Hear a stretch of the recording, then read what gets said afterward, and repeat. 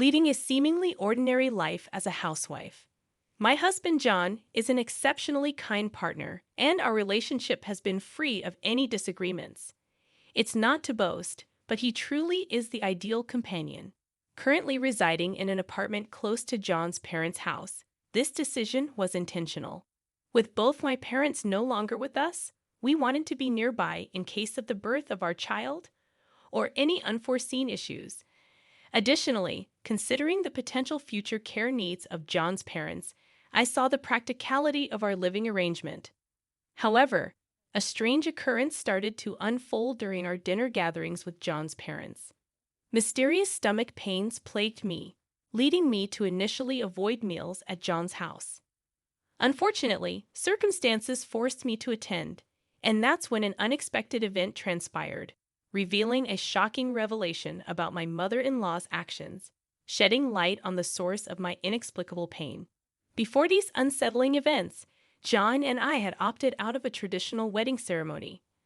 I wasn't keen on being the center of attention, and we believed redirecting funds towards travel and hobbies made more sense than a lavish ceremony. Nevertheless, my mother-in-law, who conducted free cooking classes as a hobby, proposed a dinner party to celebrate our marriage. Excited to showcase her culinary skills, she warmly welcomed John but exhibited a noticeable coldness toward me. Despite the confusion, the dinner party proceeded with a variety of exquisite dishes prepared by her, momentarily overshadowing the earlier sense of unwelcome. Expressing gratitude for the delightful meals, I thought the initial discomfort might have been a misunderstanding. However, that night, severe stomach pain struck suddenly, leading to a rushed visit to the emergency room. Despite inconclusive diagnosis due to the absence of a specialist, my condition stabilized after receiving IV treatment for 2 hours. The cause of my distress, possibly linked to expired bread consumed earlier, remained a mystery.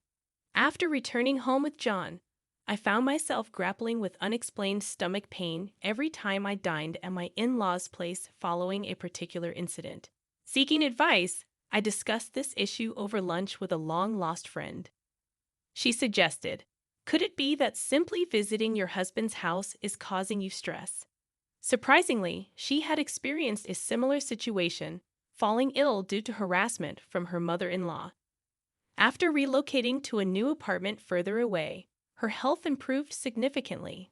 Although I hadn't initially considered visits to my in-laws as a source of stress, my friend's advice made me ponder if there was an underlying unease in my heart. Concerned about my recurring illnesses, my husband, who had initially brushed off the matter, began to take it seriously. Consequently, he suggested that we temporarily halt our visits to my in-laws.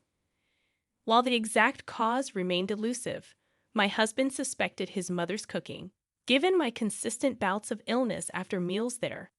According to him, his mother often expressed loneliness and a desire for shared meals, but he had declined due to his worry for my health.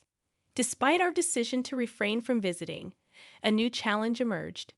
My brother-in-law was scheduled to visit our parents for his wedding greetings, and a family dinner was arranged.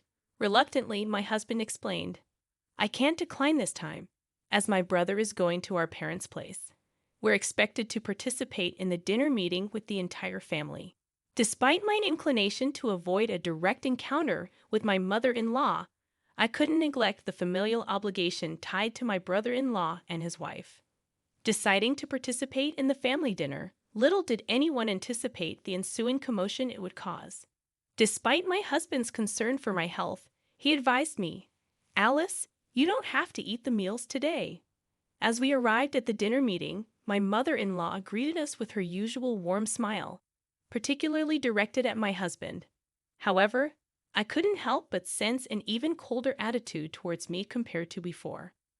Upon entering the room, my brother-in-law and his wife were engaged in a pleasant conversation with my father-in-law. My mother-in-law's homemade dishes were beautifully presented on the table, emitting an enticing aroma that stirred my appetite. The mystery persisted. Why did I fall ill after consuming these seemingly delicious meals? No matter how I pondered, the reason eluded me. Seated at the table, my mother-in-law promptly urged me to start eating. Swiftly, my husband intervened, stating that I wasn't feeling well. However, she seemed to dismiss my condition as a minor issue, offering me a dish with a wordless smile, almost challenging me to eat. Feeling at a loss for words, my brother-in-law came to my defense, expressing gratitude for my presence despite my illness. He suggested it was sufficient to exchange greetings and encouraged me to go home and rest if needed. Informed in advance by my husband, he and his wife stood by my side. Ignoring their son's words, my mother-in-law insisted on packaging the dish in a Tupperware for me to try later. Wondering why she was so insistent on my eating, I nodded to avoid upsetting her. As she went to the kitchen to fetch the Tupperware, a loud clatter interrupted the scene. All eyes turned to my father-in-law, who was clutching his stomach in pain despite not having started his meal. In a panic, my mother-in-law asked what happened, and he, in agony, replied, "My stomach hurts so much I can't bear it." The cause of his suffering remained unclear, adding another layer of tension to the already tumultuous dinner. I had only taken a few nibbles from the kitchen before the gathering, and suddenly my father-in-law collapsed weakly. Disbelief struck me as my mother-in-law, panicked, exclaimed, "You must be joking. That was something I made to feed Alice." "Wait, this is not the time to think about that. Call an ambulance." Without hesitation, she dialed for an ambulance and rushed to the hospital with my father-in-law. We all stood frozen, staring, processing the unexpected turn of events. However, her earlier words lingered in my mind, the revelation that what my father-in-law had snacked on was intended for me. It implied there might be something wrong with that particular dish. Driven by concern, I headed to the kitchen, a place my mother-in-law had always kept me away from. There, I discovered something that left me in shock, finally understanding why I would fall ill and why my father-in-law had collapsed. The realization that she would do something like this struck me as utterly absurd. Reeling from the revelation, I knew I had to decide how to handle this betrayal. Forgiveness wasn't an option. Revenge became a necessity. Each of us drove to the hospital where my father-in-law was taken. After checking in at the reception, we headed straight for the patient room. Inside, we could hear two voices, one unmistakably my mother-in-law's and the other likely a male doctor. She was being questioned about what had happened. "I'm telling you, I don't know anything. He just suddenly collapsed while we were all enjoying the meals," my mother-in-law insisted. The doctor probed further, asking if he had consumed anything rotten or expired. Evading the questions, my mother-in-law continued to deny any knowledge. Summoning courage, I took a deep breath and knocked on the hospital room door. Flustered, my mother-in-law greeted us. "Oh, Alice and John, you're here too. Your father is okay. Please go home and enjoy dinner with the four of you." However, her somewhat flustered manner and attempt to close the door heightened my suspicions. I seized the moment and asserted, "No, I'd like to talk to you for a bit."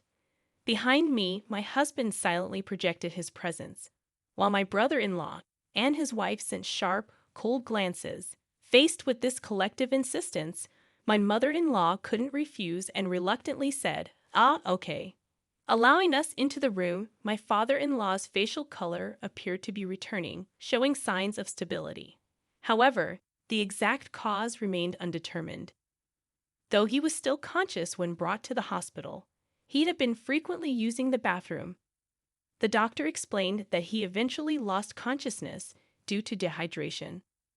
Attempting to offer an excuse, my mother-in-law forced a smile, saying, "Well, your father is getting old, and he drinks beer every day."